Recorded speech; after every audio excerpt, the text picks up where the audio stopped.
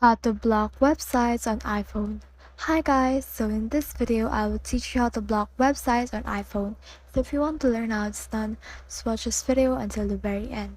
It's pretty quick and simple, so let's go. So in order to do that, you just need to head over to your settings, and from in there just scroll down until you see this screen time right here. So click on screen time, and from in there just scroll down again until you can see this content and privacy restrictions.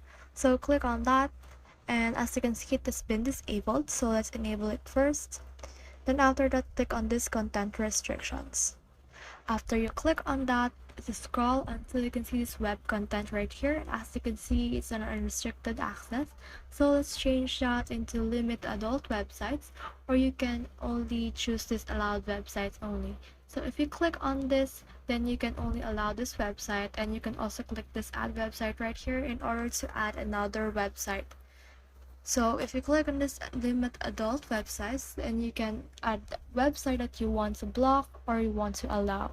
So that's the whole process. I hope this video helped you to block websites on iPhone. If you have questions or comments, kindly put in the comment section below. And if not, do not forget to subscribe and like. Thanks.